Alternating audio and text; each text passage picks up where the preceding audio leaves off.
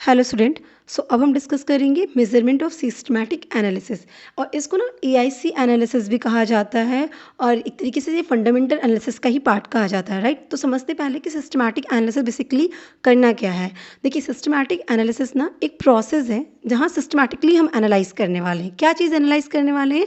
Overall market को, economy को, है ना, उन सारे फैक्टर्स को जो कलेक्टिवली आपकी सिक्योरिटीज़ की परफॉर्मेंस पे इम्पैक्ट डालते हैं।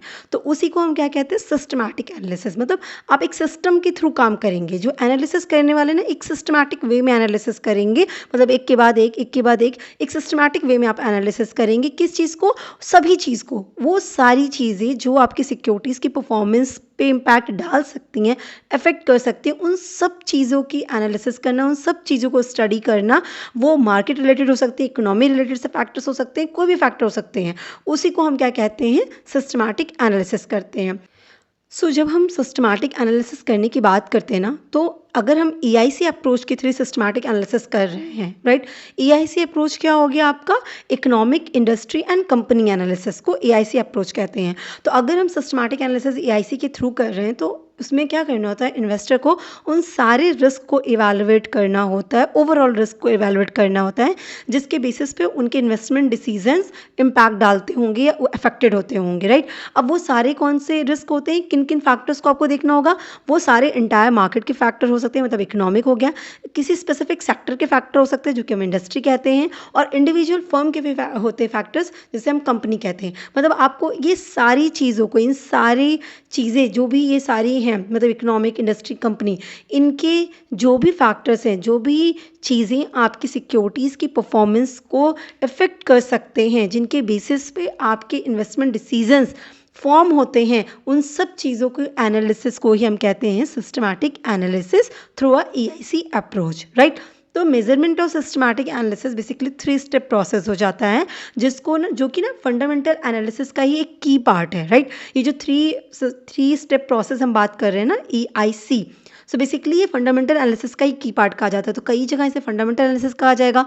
अगर पूछा जाएगा तो भी आपको ये लिखना है। ईआईसी फ्रेमवर्क या ईआईसी अप्रोच पूछा जाएगा तो भी यही चीज़ मेंशन करनी है, और मेजरमेंट ऑफ सिस्टमैटिक एनालिसिस की बात कही जाएगी तो भी हमें यही चीज़ मेंशन करनी है, राइट।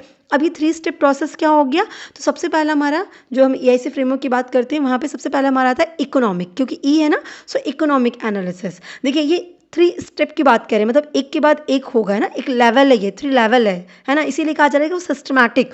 तो सबसे पहले हमें क्या करना होता है? इकोनॉमिक एनालिसिस करना होता है। मतलब अपनी इकोनॉमी को बहुत अच्छी तरीके से एनालाइज करिए, जितने भी माइक्रो फैक्टर्स हैं जो आपके मार्केट को इन्फ्लुएंस कर सकते हैं, उन सब चीज़ों को आपको एनालिसिस करना है, पूरे फैक्टर्स को एनालिसिस करना है, जिससे आप मार्केट के ट्रेंड को आइडेंटिफाई कर पाएँ कि भाई इकोनॉमी ऐसी चल रही है। अगर इकोनॉमी ऐसी चल रही है, इकोनॉमिक कंडीशन हमारी ऐसी है, तो हमारा उसका इम्पैक्ट हमारे मार्केट पे कैसा पड़ेगा, और फिर हमारा मार्केट कैसे मूव ऑन करेगा। तो मार्केट ट्रेंड को समझने के लिए हमें क्या करना होता है? अपने इकोनॉमी को अच्छे से स्टडी करना होता है। तो उसको हम क्या कहते हैं? इकोनॉमिक एनालिसिस कहेंगे। जब इकोनॉमिक एनालिसिस हम कर लेते हैं, देन हम करते हैं इंडस्ट्री एनालिसिस। इंडस्ट्री एनालिसिस में हम इंडस्ट्री स्पेसिफिक जो फैक्टर्स होते हैं उनको हम एनालाइज करते हैं, और जो सबसे फेवरेबल इंडस्ट्री होती है हमारी, उसको हम सेलेक्ट कर लेते हैं। एंड देन जब हम फेवरेबल इंडस्ट्री को सेलेक्ट करते हैं, उसके बाद हम करते हैं अपना थर्ड और लास्ट स्टेप, जो कि कंपनी एनालिसिस है। यहाँ पे हम माइक्रो लेवल पे एनालिसिस करेंगे, मतलब बेसिकली कंपनी के बारे में एनालिसिस करेंगे कि इस इंडस्ट्री में जितनी भी कंपनियाँ, उसमें हमारी बेस्ट कंपनी कौन सी है, बेस्ट परफॉर्मिंग कंपनी कौन सी है, जिसकी सिक्योरिटीज़ में मुझे इन्वेस्टमेंट करना चाहिए। तो इस तरीके से हम अपना पूरा एनालिसिस करते हैं, एंड देन इन्वेस्टमेंट डिसीजंस अपना ले लेते हैं ना, हमारा इन्वेस्टमेंट डिसीजन फॉर्म हो जाता है। तो इसी को बोला जाता है ईआईसी फ्रेमवर्क। क्लियर है? Economic analysis, industry analysis, company analysis, and in सारे एनालिसिस के बेसिस पे हम अपना इन्वेस्टमेंट डिसीजन फॉर्म करेंगे। तो अब एक एक एनालिसिस को अच्छे से समझते हैं। सबसे पहले बात करेंगे इकोनॉमिक एनालिसिस की, ठीक है। इकोनॉमिक एनालिसिस जो है ना, ये सबसे स्टार्टिंग फेज़ है किस चीज़ का? चाहे आप सिस्टमैटिक एनालिसिस की बात कर लीजिए, चाहे फंडामेंटल एनालिसिस की बात कर लीजिए, चाहे ईआईसी फ्रेमवर्क की बात करिए, इन सब में सबसे शुरुआत जिस चीज़ से होती है, जो पहला लेवल होता है, वो किसका होता है? इकोनॉमी को एनालिसिस करने का। अब इकोनॉमी को एनालिसिस करने का मतलब क्या हो गया? इसका मतलब एक ऐसा प्रोसेस जहाँ पे हम जितने भी माइक्रो इकोनॉमिक्स फैक्टर्स होते हैं, है ना, जो हमारे इन्वेस्टमेंट डिसीजन को इफेक्ट कर सकते हैं, उन फैक्टर को एनालाइज करना, ठीक। अब ऐसा हम क्यों कर रहे हैं? मैक्रो इकोनॉमिक्स फैक्टर्स को इकोनॉमिक फैक्टर्स को हम एनालाइज क्यों कर रहे हैं? क्योंकि देखिए, किसी भी कंपनी की जो परफॉर्मेंस होती है वो ना कहीं हमारी इकोनॉमी की परफॉर्मेंस पर डिपेंड होती है। कैसे? जैसे मान लीजिए कि अगर आपकी इकोनॉमी बूमिंग स्टेज की है ना, इकोनॉमी बूम कर रही है, तो उस केस में लोगों की इनकम राइज करेगी। अगर लोगों की इनकम राइज करेगी तो गुड्स एंड सर्विसेज के रिगार्डिंग जो डिमांड है वो भी इंक्रीज करेगी। और जब गुड्स एंड सर्विसेज की डिमांड इंक्रीज करेगी तो जो हमारी इंडस्ट्रीज़ हैं, जो हमारी कंपनीज़ हैं, वो ऑटोमेटिकली क्या करने लगेंगी? प्रॉस्पेरियस हो जाएंगी, उनकी चीज़ें, उनकी प्रॉफिट, उनकी रेवेन्यू इंक्रीज कर जाएगी, राइट। और इसी तरह वाइस वर्सा सिचुएशन होती है। अगर इकॉनमी बूम नहीं करेगी, डिप्रेशन स्टेज में होगी, तो हमारी सारी चीज़ें अलग तरीके से मूव ऑन होगी। तो कहीं ना कहीं हमारी कंपनी की जो परफॉर्मेंस होती है वो हमारी इकोनॉमी की परफॉर्मेंस पर डिपेंड होती है। इसीलिए बीइंग एन इन्वेस्टर ये कंसर्न होना चाहिए आपको कि हमारे इकोनॉमिक वेरिएबल्स कैसे हैं। वो सारे इकोनॉमिक वेरिएबल्स जो हमारी कंपनी के परफॉर्मेंस को इम्पैक्ट डाल सकते हैं वो कैसे हैं, है ना।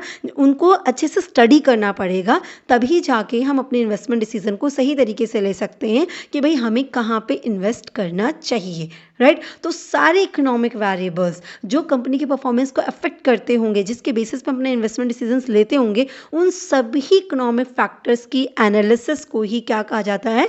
इकोनॉमिक एनालिसिस कहा जाता है। हम यहाँ पे देखते हैं कि जो भी हमारे मैक्रो इकोनॉमिक्स फैक्टर्स हैं वो पॉजिटिवली या नेगेटिवली कैसे ट्रेंड कर रहे हैं, जो हमारी बिजनेस एक्टिविटी को इन्फ्लुएंस करने वाले हैं। और ऑब्वियसली उसी के बेसिस पे हमारा स्टॉक मार्केट परफॉर्म करने वाला है।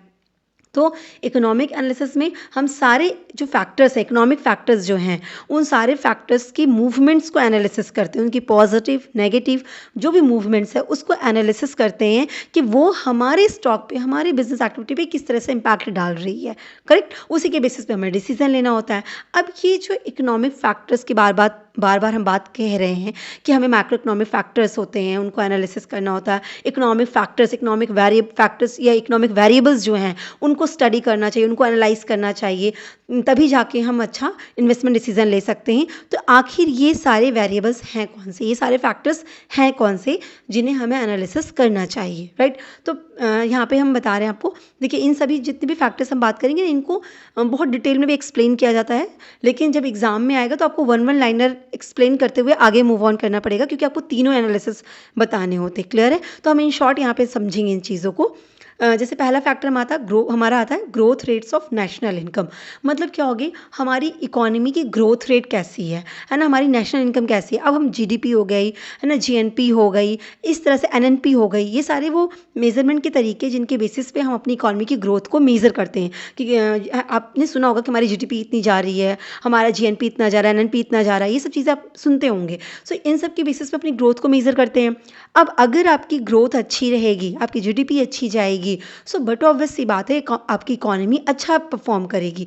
अगर इकोनॉमी अच्छा परफॉर्म करेगी तो आपकी कंपनी, आपकी इंडस्ट्री अच्छा परफॉर्म करेंगी। जब वो अच्छा परफॉर्म करेंगे तो सिक्योरिटीज़ अच्छा परफॉर्म करेंगे और स्टॉक मार्केट पॉजिटिवली ट्रेंड करेगा। सो कहीं ना कहीं हमें ग्रोथ रेट को फोकस करना चाहिए कि हमारी इकोनॉमी की ग्रोथ रेट कैसे जा रही है, ठीक है। वो हम इन सारे जो मेथड हम बता रहे हैं, जीएनपी, एनएनपी वगैरह, उन सब के बेसिस पे हम इस चीज़ को देख सकते हैं। फिर नेक्स्ट आता है हमारा इन्फ्लेशन। तो हमारा जो इन्फ्लेशन, इकोनॉमी का जो इन्फ्लेशन है ना, वो एनालाइज करना चाहिए कि वो कैसा है। देखिए, इन्फ्लेशन एक ऐसी सिचुएशन होती है, जिनको आइडिया नहीं हो, इन्फ्लेशन वो सिचुएशन होती है जहाँ पे प्राइसेस क्या होने लगते हैं? राइज करने लगते हैं। किस चीज़ के? आपके गुड्स एंड सर्विसेज के जो प्राइसेस होते हैं वो राइज कर जाते हैं, और जो मनी की वैल्यू है ना वो डिक्रीज कर जाती है। सो इन्फ्लेशन जब अगर आपकी इकोनॉमी में होती है तो वो आपकी कंपनी की परफॉर्मेंस को बहुत ज़्यादा इम्पैक्ट डालती है। अगर हायर रेट ऑफ इन्फ्लेशन होती है तो पूरा बिजनेस प्लान अपसेट हो जाता है, क्योंकि क्या हो जाता है? कॉस्ट इंक्रीज कर जाती है। जब कॉस्ट इंक्रीज करेगी तो जो प्रॉफिट मार्जिन है वो अपने आप स्क्वीज हो जाता है, मतलब कम हो जाता है ना, क्योंकि कॉस्ट इंक्रीज हो जा रही है। अब आपको हर एक चीज़, बीइंग एन बिजनेसमैन सोचेगा कि अगर इन्फ्लेशन है, आपके मार्केट में इन्फ्लेशन बहुत स्पीड से बढ़ रहा है, तो ऐसे सिचुएशन में जो भी रॉ मटेरियल्स आपको परचेज कर रहे हैं उन सब की कॉस्ट जो आप सोच के रखे थे उन सबसे एक्सीड कर जाएगी। जब एक्सीड कर जाएगी तो बट ऑब्वियस सी बात है, जो प्रॉफिट मार्जिन आप चल रहे हैं, क्योंकि प्राइस भी आपको सेट करनी है, कॉस्ट एक्सीड करेगा तो आप प्रॉफिट मार्जिन कितना ही रख पाएंगे? ऑब्वियस सी बात है, प्रॉफिट मार्जिन आपका कम हो जाएगा, क्योंकि सेलिंग प्राइस भी आपको सेट करनी पड़ेगी। तो इस तरीके से इन्फ्लेशन क्या करता है ना, वो कहीं ना कहीं आपकी इकोनॉमी, मतलब आपके बिजनेस प्लान्स को अपसेट कर देता है, राइट। और लोगों की अगर बात करें तो उनकी परचेजिंग पावर डिक्रीज कर जाती है, क्योंकि मनी की वैल्यू डिक्रीज कर जाती है। जो चीज़ वो 1 रुपये में खरीद सकते थे, आज उसी चीज़ को खरीदने के लिए उन्हें 100 रुपये देने पड़ रहे हैं। तो बट ऑब्वियसली बात है, उनकी परचेजिंग पावर डिक्रीज कर जाती है। क्लियर है। तो ये इन्फ्लेशन ना कहीं अच्छा नहीं जाता है, और उसकी वजह से पूरा का पूरा चीज़ डिस्टर्ब हो जाता है। सो इसलिए ये ज़रूरी है कि आप ये मेज़र करिए कि कंट्री की इन्फ्लेशन की सिचुएशन कैसी है, हमारी इकोनॉमिक जो कंडीशन है उसमें इन्फ्लेशन की सिचुएशन कैसी है। अब इन्फ्लेशन हम होलसेल प्राइस के थ्रू, मतलब होलसेल प्राइस इंडेक्स होता है ना WPI, उसके थ्रू भी मेज़र कर सकते हैं। कंज्यूमर प्राइस इंडेक्स है, उसके थ्रू भी मेज़र कर सकते हैं। इस तरह से आप मेज़र करते हुए अपना फंडामेंटल एनालिसिस कंप्लीट करते हैं। क्लियर है। तो इन्फ्लेशन बहुत इंपॉर्टेंट रहता है। फिर हमारा आता है क्या, इंटरेस्ट रेट। देखिए, इंटरेस्ट रेट को मॉनेटरी पॉलिसी भी आप कह सकते हैं एक तरीके से। तो आपकी मॉनेटरी पॉलिसी इकोनॉमी की कैसी है वो आपको देखना पड़ता है। मॉनेटरी पॉलिसी की अगर हम बात करते हैं तो वो डिसाइड करती है हमारी RBI, मतलब इंटरेस्ट रेट्स जो होते हैं वो कौन डिसाइड करता है, हमारी RBI डिसाइड करती है। अब तमाम तरीके के इंटरेस्ट रेट आपको देखने को मिलते हैं। मतलब कैसे तमाम तरीके के इंटरेस्ट रेट, जैसे कि अगर आप FD वगैरह परचेज कर रहे हैं, बैंक में सेविंग्स वगैरह कर रहे हैं, तो क्या इंटरेस्ट रेट आपको ऑफर किया जा रहा। वहीं जब आप बोरो करने जा रहे हैं, मतलब लेंडिंग की बात आती है, तो फिर बैंक्स आपको क्या रेट ऑफ इंटरेस्ट ऑफर कर रही हैं। सो आपको ना बहुत तरीके के इंटरेस्ट रेट देखने को मिलते हैं। अब कंपनी ऑब्वियस सी बात है वो इनके बेसिस पे काम करती है, मतलब किसके बेसिस पे, लोन वगैरह के बेसिस पे काम करती है। अगर आप बिजनेस रन करा रहे हैं तो बिना क्रेडिट के बिजनेस रन नहीं होता, क्रेडिट तो लेना पड़ता है। अगर आप क्रेडिट लेते हैं तो बट ऑब्वियस सी बात है इंटरेस्ट रेट मैटर करेगा, क्योंकि आपको लोन लेना है, क्रेडिट लेने का मतलब लोन लेना है। अब अगर इंटरेस्ट रेट हाई रहेगा तो आपका जो कॉस्ट पड़ेगा ना, कॉस्ट ऑफ बोरोइंग, वो हाई हो जाती है। सो बट ऑब्वियस सी बात है उसका इम्पैक्ट आपकी हर एक चीज़ पे पड़ने लगेगा। क्लियर है। इसी तरीके से अगर आप बीइंग एन बिजनेसमैन, आप अपनी चीज़ों को, अपनी सेविंग्स को इन्वेस्ट करते हैं इस तरह की जगह पे जहाँ पे इंटरेस्ट रेट आपको ऑफर किया जा रहा है, तो आपको उस इंटरेस्ट रेट को देखना पड़ता है, क्योंकि जो इंटरेस्ट रेट दिख रहा है ना, नॉमिनल इंटरेस्ट रेट है, वो रियल इंटरेस्ट रेट नहीं होता है, वो इन्फ्लेशन को एडजस्ट करने के बाद का रेट नहीं होता है। तो हमें देखना पड़ता है कि हमारा रियल इंटरेस्ट रेट क्या है ना, उसके बेसिस पे हमें आगे के डिसीजंस लेने चाहिए। अगर आपकी जो RBI है, मॉनेटरी पॉलिसी है, वो बहुत हायर रेट ऑफ इंटरेस्ट कर देती तो भी आपके लिए सही नहीं जाता। क्यों? क्योंकि आपकी बोरोइंग कॉस्ट बहुत ज़्यादा इंक्रीज़ हो जाती है, और ऐसी सिचुएशन में कंपनी को बहुत ज़्यादा मतलब उनकी प्रॉफिटेबिलिटी एडवर्सली इम्पैक्ट डालती है। वहीं पे अगर इंटरेस्ट रेट लोअर रहते हैं तो कॉस्ट क्या होती है, लोअर हो जाती है, कॉस्ट ऑफ फाइनेंस जो होता है वो लोअर हो जाता है, और प्रॉफिटेबिलिटी के चांसेस इंक्रीज़ कर जाते हैं। ठीक है। तो ये सारी चीज़ें बहुत इंपॉर्टेंट होती है इकोनॉमी में, जो आपको बीइंग एन इन्वेस्टर एनालाइज कर लेना चाहिए कि क्या रेट ऑफ इंटरेस्ट है, इकोनॉमिक कंडीशन हमारा क्या है। ठीक है। नेक्स्ट हमारा आता है गवर्नमेंट बजट एंड डेफिसिट। देखिए, आपको पता है हर साल गवर्नमेंट बजट बनाती है। जब गवर्नमेंट बजट बनाती है तो वो ये बताती है कि वो किस इंडस्ट्री को कितना पैसा अलॉट कर रही है ना, किस सेक्टर में कितना पैसा अलॉट कर रही है। वो पूरा अपना प्लान बता देती है कि उनको टोटल रिवेन्यूज़ इतनी आएंगी, वो इस सेक्टर में स्पेंड करने वाली है, ये प्रोजेक्ट्स लाने वाली हैं। इस तरीके से पूरा एक्सपेंडिचर, पूरा प्लान, रेवेन्यू एक्सपेंडिचर का पूरा प्लान उनका सेटअप हो जाता है। अब अगर गवर्नमेंट की रेवेन्यू कम और एक्सपेंडिचर ज़्यादा हो जाते तो हमारा बजट डेफिसिट का बन जाता है, राइट। डेफिसिट मतलब घाटे का बजट बन जाता है। अगर घाटे का बजट बनता है ना, तो घाटे के बजट की वजह से इन्फ्लेशन बढ़ता है, और इन्फ्लेशन बढ़ता है तो कॉस्ट ऑफ प्रोडक्शन इफेक्ट होता है, कॉस्ट ऑफ प्रोडक्शन इफेक्ट करता है तो बट ऑब्वियस सी बात है हमारे लिए एडवर्स इम्पैक्ट जाता है ना, जो हमने भी इन्फ्लेशन में देखा ही। ठीक है। इसी तरह से डिफ्लेशन की सिचुएशन में अलग चीज़ें हो जाएंगी। तो आप बीइंग एन गवर्नमेंट, हमें ये करना चाहिए कि बैलेंस बजट बनाना चाहिए, और बीइंग एन इन्वेस्टर आपको ये देखना चाहिए कि आपकी इकॉनमी का बजट कैसा है, बैलेंस बजट हो, या आप जिस सेक्टर में इन्वेस्टमेंट करने के बारे में सोच रहे हैं वहाँ पे गवर्नमेंट ने क्या पॉलिसीज़ लाई है। हर एक सेक्टर गवर्नमेंट के बजट का वेट कर रहा होता है, क्योंकि उसका बहुत ज़्यादा इम्पैक्ट पड़ने वाला होता है आपकी सारी इंडस्ट्रीज़ पे, सारी कंपनीज़ पे। क्लियर है। तो गवर्नमेंट का बजट क्या आया है, वो कितना अलॉटमेंट करने वाली है, बजट सरप्लस है, डेफिसिट है, ये सारी चीज़ों को एनालिसिस करना पड़ता है आपको इकोनॉमिक एनालिसिस के अंदर। ठीक।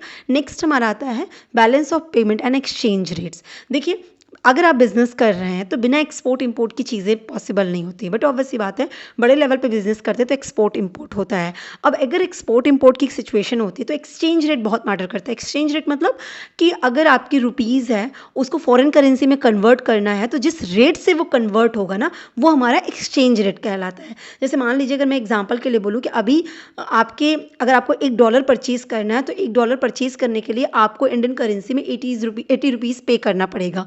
तो ये 80 rupees, $1 is equal to 80 rupees जो है कि $1 पाने के लिए 80 रुपये देना पड़ेगा, वो एक्सचेंज रेट कहलाता है। क्लियर है?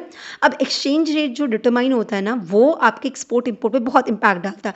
फॉर एग्जांपल अगर आपकी रुपीज़ की वैल्यू डिवैल्यूएट है, मतलब रुपीज़ की वैल्यू गिर रही है, मतलब $1 में 80, $1 खरीदने के लिए आपको 80 रुपये नहीं 90 रुपये देने पड़ गए हैं, तो आपके रुपये की वैल्यू क्या होगी? गिर गई है। तभी तो $1 के लिए आपको 90 रुपये देने पड़ रहे हैं, ठीक? तो रुपये की वैल्यू गिर गई है, वैल्यू गिरी है। क्लियर है?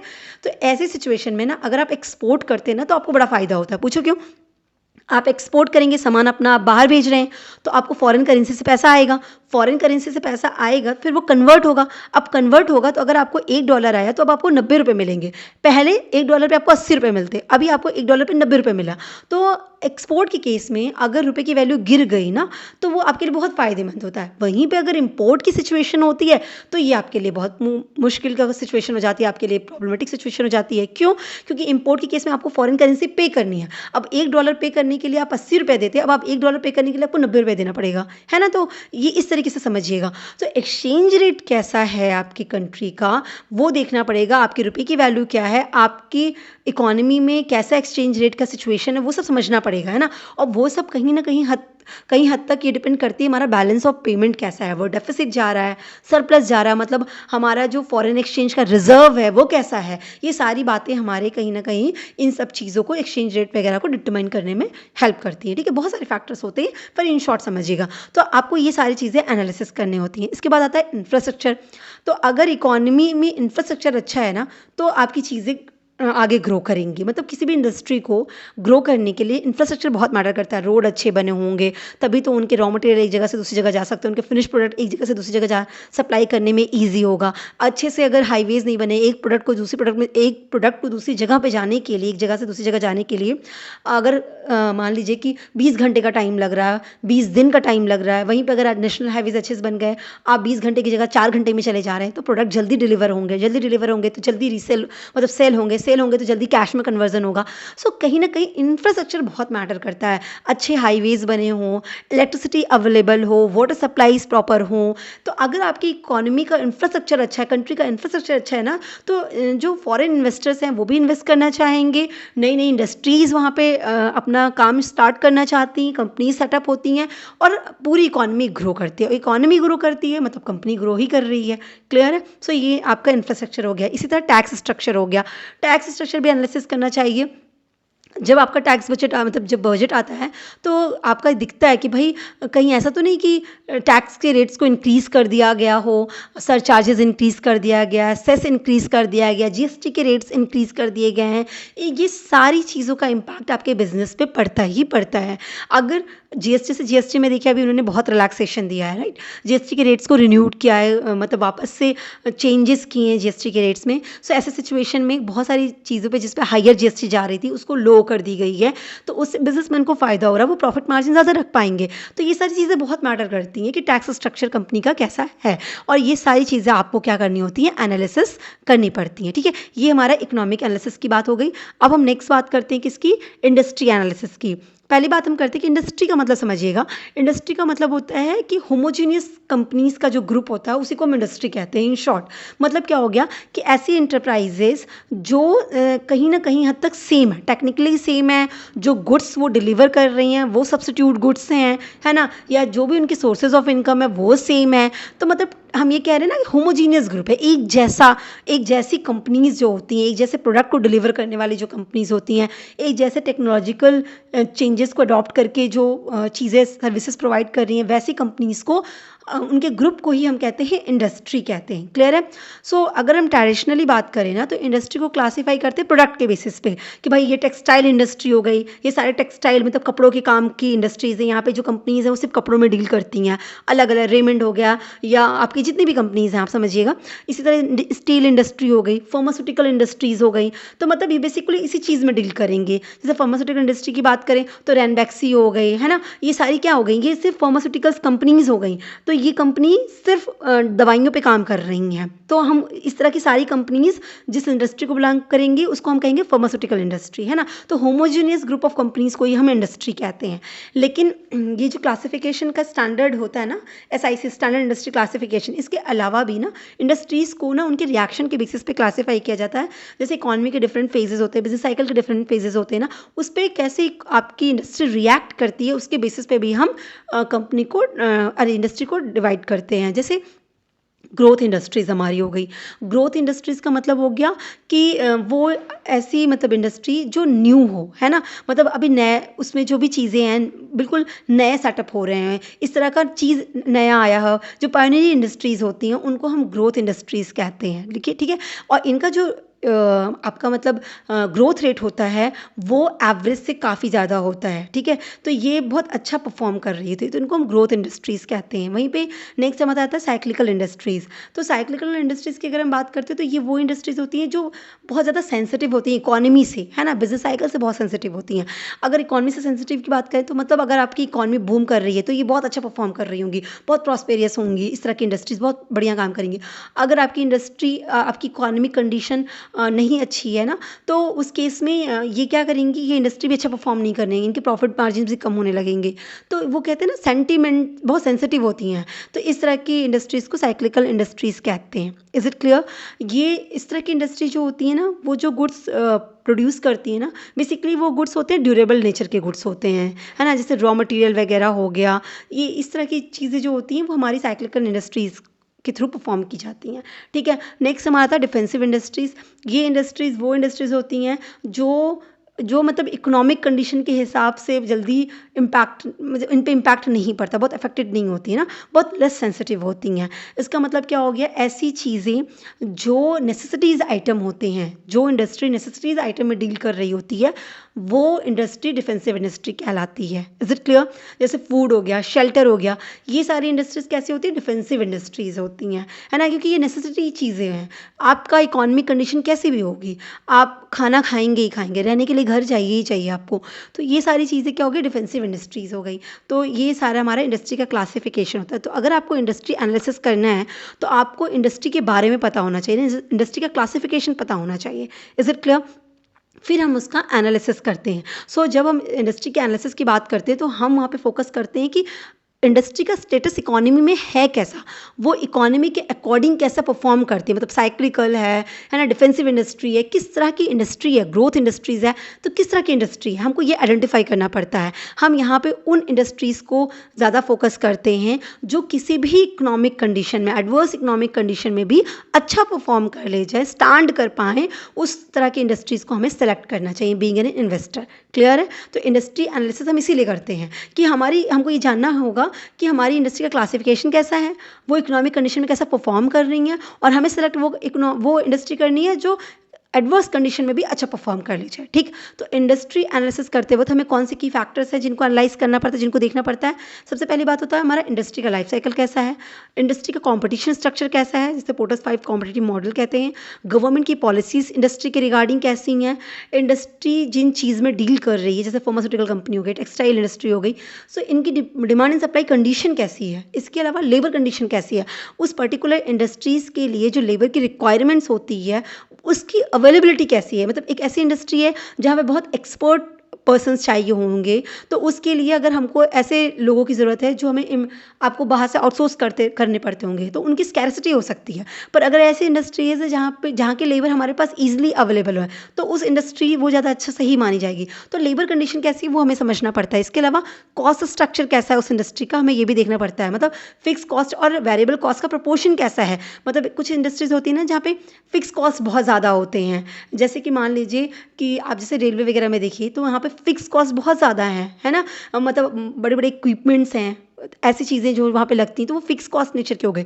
तो मतलब आप समझना पड़ेगा आपको कि फिक्स कॉस्ट और वेरिएबल कॉस्ट का नेचर कैसा है। अगर बहुत ज़्यादा हाई फिक्स कॉस्ट की इंडस्ट्रीज़ है, तो फिर उसका इम्पैक्ट हमारे पे अलग पड़ेगा, मतलब उसकी सिक्योरिटीज़ पे, कंपनीज़ पे अलग पड़ता है, ठीक है? तो वो एनालिसिस करना पड़ता है आपको। सो एक-एक करके जो इंपॉर्टेंट फैक्टर्स हैं उन्हें हम समझ लेते हैं। जैसे हम बात करें इंडस्ट्री की लाइफ साइकिल की, तो हमें पता है 4 हमारे स्टेजेस आते हैं कि इंट्रोडक्शन या pioneering stage, growth stage, maturity या स्टैग्नेशन स्टेज, डिक्लाइन या डिके स्टेज। तो हमारी इंडस्ट्री का स्टेज कैसा है ना? लाइफ उस किस स्टेज में वो इंडस्ट्री है, तो हमें वो एनालाइज़ करना पड़ेगा। उसके हिसाब से आगे की कंपनीज़ पे बात करेंगे। तो बट ऑब्वियस सी बात है, जो इंडस्ट्री ग्रोथ स्टेज पे होती है, उस इंडस्ट्रीज़ पे काम करना चाहिए ना। जो इंडस्ट्री अब अभी अपने डिके स्टेज पे जा रही होगी, उस इंडस्ट्रीज़ में अभी इन्वेस्टमेंट करने का फ़ायदा नहीं है। तो आपको देखना पड़ेगा कि उसका लाइफ साइकिल क्या चल रहा है, ठीक? इसी तरह से कॉम्पिटिशन स्ट्रक्चर देखना पड़ता है, जो कि पोर्टर 5 जो कॉम्पिटिटिव फोर्स मॉडल है, उसके बेसिस पे हम कर सकते हैं। तो मिशेल पोर्टर्स जो थे, उन्होंने ये कॉम्पिटिटिव मॉडल दिया था। तो उसमें क्या-क्या देखना पड़ता है? हमें देखना पड़ता है कि जो हमारे न्यू पोटेंशियल ट्रेंड्स हैं, मतलब इंडस्ट्री में नए जो कॉम्पिटिटर्स आ सकते हैं, उनका थ्रेट कितना है, सब्स्टिट्यूट प्रोडक्ट या सर्विसेज का थ्रेट कितना है, जो सप्लायर्स हैं उनकी बार्गेनिंग पावर क्या है, बायर्स की बार्गेनिंग पावर क्या है, हमारे जो करंट कॉम्पिटिटर्स हैं उनमें कितनी राइवलरी है, तो हमें उनकी स्ट्रैटेजीज़ क्या है, ये सब एनालिसिस करना पड़ता है। उसके बेसिस पे हम उस इंडस्ट्री का कॉम्पिटिशन स्ट्रक्चर समझ सकते हैं। सो बट ऑब्वियसली बात है, जो इन सारी चीज़ों का एनालिसिस करने के बाद जिसका कॉम्पिटिशन स्ट्रक्चर बहुत ज़्यादा हाई ना हो, या बहुत ज़्यादा जहाँ पे हमारे पास बहुत ज़्यादा ऐसे राइवलरीज फर्म या कॉम्पिटिटर्स आने की चांसेस ना हो, वो इंडस्ट्री बहुत अच्छा परफॉर्म कर ले जाएगी। तो हमें वहाँ पे इन्वेस्टमेंट करना चाहिए। फिर आता है गवर्नमेंट पॉलिसी। गवर्नमेंट पॉलिसी में हमें देखना पड़ता है कि टैक्स इंसेंटिव्स कैसे दे रही है गवर्नमेंट उस पर्टिकुलर इंडस्ट्रीज़ के लिए, उन्होंने क्या रेगुलेशंस फ्रेम किए, उनके इम्पोर्ट एक्सपोर्ट रूल्स क्या हैं, ये सारी चीज़ें एनालिसिस करेंगे, उसका इंडस्ट्री पे इम्पैक्ट देख रहे होंगे। फिर हम अपना इन्वेस्टमेंट डिसीजन ले सकते हैं कि भाई हमें यहाँ पे इन्वेस्टमेंट करना चाहिए या नहीं करना चाहिए। सेम डिमांड सप्लाई कंडीशन में भी हमें देखना पड़ेगा कि उस पर्टिकुलर इंडस्ट्री की जो भी प्रोडक्ट है, उनकी डिमांड कैसी है मार्केट में, वो कितना सप्लाई वो प्रोवाइड कर पाते हैं, क्योंकि उसके बेसिस पे हम उनका प्रॉफिटेबिलिटी पोटेंशियल डिटरमाइन कर पाएंगे। एंड देन हम आगे इन्वेस्टमेंट डिसीजंस ले सकते हैं, राइट? सो ये हमारा इंडस्ट्री एनालिसिस हो गया। इसी तरह हमारा लेबर का भी हम चेक कर लेते हैं और कॉस्ट स्ट्रक्चर भी चेक कर लेते हैं। फिर हमारा आता है कंपनी एनालिसिस के बारे में। देखिए, कंपनी एनालिसिस 3 स्टेजेस थे ना, तो कंपनी स्टेजेस हमारा सबसे फाइनल स्टेज हो गया। सबसे लास्ट में हम पहले इकोनॉमी को एनालिसिस करेंगे कि इकोनॉमिक कंडीशन कैसी है। देन हम इकोनॉमिक में इंडस्ट्री को एनालाइज कर लेंगे कि इकोनॉमी का इम्पैक्ट हमारी इंडस्ट्री पे कैसा पड़ा, हमारी कौन सी इंडस्ट्री किस स्टेज पे है, उसका लाइफ साइकिल कैसा है, कौन सी इंडस्ट्री बेस्ट परफॉर्मिंग है, तो उस इंडस्ट्रीज़ को हम सेलेक्ट करेंगे। अब उस इंडस्ट्रीज़ के अंदर तो बहुत सारी होमोजेनियस नेचर की कंपनीज़ होंगी। अब हमको उस कंपनी का एनालिसिस करना है। सो कंपनी एनालिसिस बेसिकली वो सिचुएशन है जहाँ पे हम एक इंडस्ट्री के अंदर जो डिफरेंट कंपनीज वर्क कर रही हैं, उन सारी कंपनीज को इवैल्यूएट करेंगे, और जो हमारी सबसे अट्रैक्टिव कंपनी होगी उस पर्टिकुलर इंडस्ट्री की जिसे हमने सेलेक्ट किया है, उस कंपनी को हम फिर सेलेक्ट करेंगे इन्वेस्टमेंट पर्पस के लिए, राइट? सो यहाँ पे हम क्या करते हैं, कंपनी एनालिसिस में हर जितनी भी कंपनीज हैं, हम उनकी फाइनेंशियल स्ट्रेंथ, उनकी मैनेजमेंट एफिशिएंसी, मार्केट में क्या पोजीशन है, उन सब चीज़ों का एनालिसिस करते हैं और बेस्ट कंपनी को चूज़ कर लेते हैं। सो यहाँ पे जो की फैक्टर्स कंपनी एनालिसिस के आएंगे वो क्या क्या आएंगे? क्वांटिटेटिव एनालिसिस करेंगे, हम फाइनेंशियल एनालिसिस करेंगे, मतलब क्वालिटेटिव नेचर के एनालिसिस करेंगे, नॉन फाइनेंशियल एनालिसिस करेंगे उस कंपनी का, ऑपरेशनल फैक्टर एनालिसिस करेंगे, ग्रोथ प्रॉस्पेक्ट को एनालाइज करेंगे, डिविडेंड पॉलिसीज को एनालाइज करेंगे, वैल्यूएशन मैट्रिक्स को एनालाइज करेंगे। ये सारी चीज़ें एनालाइज करेंगे तो हम कंपनी का एनालिसिस कर लेंगे और फिर डिसाइड कर सकते हैं कि भाई मुझे इस कंपनी में इन्वेस्टमेंट करना है, इस कंपनी की सिक्योरिटीज़ को परचेज करना है या सेल करना है, जो भी आप इन्वेस्टमेंट डिसीजंस लेने जा रहे हैं, ठीक है? सो अभी हम बात करेंगे एक एक करके इन फैक्टर्स की, बट ऑब्वियस बात है हम इन्वेस्टमेंट करने जा रहे हैं तो परचेज के लिए ज़्यादा इम्पैक्ट करता है। सबसे पहले हम बात करेंगे क्वांटिटेटिव एनालिसिस की, ठीक है, मतलब फाइनेंशियल एनालिसिस। सो यहाँ पे हम क्या करते हैं, फोकस करते हैं फाइनेंशियल स्ट्रक्चर के बारे में, उस पर्टिकुलर कंपनी का जो क्वांटिटेटिव डेटा है ना उसको एनालाइज करेंगे। जैसे हम क्या करते हैं, यहाँ पे हम प्रॉफिटेबिलिटी रेशियो को एनालाइज करते हैं कि रिटर्न ऑफ इक्विटी क्या है ना, लिक्विडिटी रेशियो कैसा है, उनका ग्रॉस प्रॉफिट रेशियो कैसा है, नेट सेल्स रेशियो कैसा है, प्रॉफिट मार्जिन कैसा है, उनका डेप्ट इक्विटी रेशियो कैसा है, अर्निंग पर शेयर क्या है, प्रॉफिट अर्निंग रेशियो कैसा है। इस तरह से सारी रेशियोज़ को हम एनालिसिस करके उनकी कंडीशन देखें, उनकी सॉल्वेंसी कंडीशंस देखते हैं, उनकी लिक्विडिटी कंडीशन देखते हैं ना, करंट एसेट्स रेशियो जो है, लिक्विड एसेट रेशियो है, ये सारी रेशियोज़ को एनालिसिस करके हम उनकी कंडीशंस पहचानते हैं, उनकी फाइनेंशियल कंडीशंस को आइडेंटिफाई करते हैं कि फाइनेंशियली ये कंपनी कितनी स्ट्रेंथ में है, ठीक? तो हम उस बेसिस पर डिसाइड कर पाते हैं कि भाई हाँ ये फाइनेंशियली स्ट्रॉन्ग कंपनी है। फिर हम इसके अलावा उनकी नॉन फाइनेंशियल एनालिसिस भी करते हैं, जहाँ पे हम उस पर्टिकुलर कंपनी के मैनेजमेंट क्वालिटी को देखते हैं कि वो किस तरह का डिसीजंस लेती है, उनकी मैनेजमेंट कितनी स्ट्रॉन्ग है, उनका कॉर्पोरेट गवर्नेंस कैसा है, कितना इनोवेशंस है, उस कंपनी के ब्रांड रेपुटेशन कैसी है, ये सब एनालिसिस करते हैं। फिर हम उनके ऑपरेशनल फैक्टर को एनालिसिस कर लेते हैं, जहाँ पे हम उन कंपनीज़ की प्रोडक्शन एफिशिएंसी को देखते हैं, उनकी कॉस्ट कंट्रोल की टेक्निक्स को देखते हैं कि क्या टेक्निक्स को अडॉप्ट करते हैं, उनकी रिसर्च एंड डेवलपमेंट कैपेबिलिटीज़ कैसी है, नया रिसर्च कैसे करते हैं, नया इनोवेशंस क्या कर रहे हैं वो, ऑपरेशनली कितनी एफिशिएंट है, नई टेक्नोलॉजी को कितना अडॉप्ट करते हैं। तो जो ये सब ज़्यादा होंगे हमें उन कंपनी को अडॉप्ट करना चाहिए। फिर हम देखते हैं ग्रोथ प्रोस्पेक्ट को, जहाँ पे हम फोकस करते हैं कि वो पर्टिकुलर कंपनी का ग्रोथ का क्या एरिया है, मतलब वो नए प्रोडक्ट्स को लॉन्च करने में कितना ज़्यादा विश्वास रखती है, कितने नए प्रोडक्ट्स को लॉन्च करती है, डाइवर्सिफिकेशन वो क्या कर रही है, उनका एक्सपेंशन प्लान कैसा है। मतलब ये सारी चीज़ें को हम एनालिसिस करते हैं कि नए मार्केट में वो कितना जा रही है, नए प्रोडक्ट में कितना जा रहे हैं, नए सेगमेंट्स में कितना जा रही हैं, है ना, नया प्रोडक्ट लाइन क्या वो चूज़ कर रही हैं। ये सब चीज़ें हम एनालाइसिस करके देखते हैं कि उनका ग्रोथ कैसा है। फिर इसका डिविडेंड पॉलिसी हम एनालिसिस करते हैं, जहाँ पे हम फोकस करते हैं कि उनकी स्टेबिलिटी कैसी है डिविडेंड के रिगार्डिंग, उनका पे आउट रेशियो कैसा है, मतलब डिविडेंड पे आउट रेशियो जो होता है, डिविडेंड यील्ड रेशियो जो होता है, हम ये सब देखते हैं कि वो कितना डिविडेंड पे करती है। बट ऑब्वियस सी बात है, जो कंपनी अच्छा डिविडेंड पे करती है या कांस्टेंट डिविडेंड पे कर रही है, वो कंपनी अच्छा परफॉर्म भी कर रही है, तो उस कंपनी में इन्वेस्टमेंट करना अच्छा होता है। इसके अलावा हम वैल्यूएशन मैट्रिक्स देखते हैं, जहाँ पे हम उनका मार्केट कैपिटलाइजेशन देखते हैं कि उनका मार्केट में कैपिटल कितना है, मतलब मार्केट शेयरिंग कितनी है उनकी कंपनी की जो प्राइसेस कोट की जा रही हैं वो प्राइस क्या है, और उनकी रियल प्राइस क्या है, उनकी इंट्रिंसिक वैल्यू क्या है, उनकी हिडन वैल्यू क्या है, उनकी एक्चुअल वैल्यू क्या उनके शेयर्स की प्राइसेस की है, वो सब हम यहाँ पे एनालिसिस करते हैं और उसके बेसिस पे डिसाइड करते हैं कि येस इस कंपनी में हमें इन्वेस्टमेंट करना चाहिए। तो ये हमारा कंपनी एनालिसिस हो गया। तो इकोनॉमी को एनालाइज किया, वहाँ पे इकोनॉमिक कंडीशन क्या होगी, उस इकोनॉमी के बेसिस पे हम फिर इंडस्ट्री को चूज़ करते हैं कि भाई इंडस्ट्रीज़ कैसी हैं, बेस्ट इंडस्ट्रीज़ हमारी कौन सी, सारे इकोनॉमिक इंडस्ट्रियल फैक्टर्स को एनालिसिस करने के बाद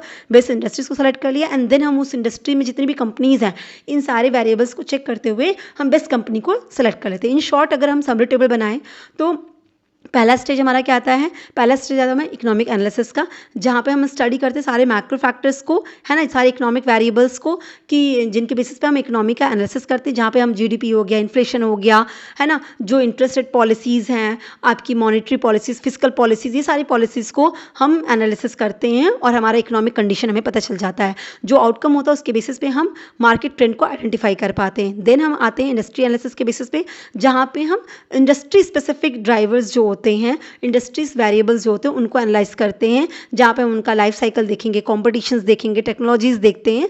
तमाम तरीके की चीज़ों को एनालाइज करने के बाद हम देखते हैं कि हमारा फेवरेबल इंडस्ट्रीज़ कौन सी है जिनको हमें सेलेक्ट करना चाहिए, एंड फिर हम उस इंडस्ट्री के अंदर जो कंपनीज़ होती हैं हम क्या करते हैं, उन कंपनी का एनालिसिस करते हैं माइक्रो लेवल पे, मतलब फंडामेंटल एनालिसिस करते हैं कि कंपनी की फाइनेंशियल रेशियो कैसी है, मैनेजमेंट एफिशिएंसी कैसी है, मार्केट में कितना कैपिटल है उनका, मार्केट कैपिटलाइजेशन का, मार्केट शेयर कैसा है उनका, वो सब चीज़ें हम एनालाइज करते हैं और फिर बेस्ट परफॉर्मिंग कंपनीज़ को सेलेक्ट कर लेते हैं।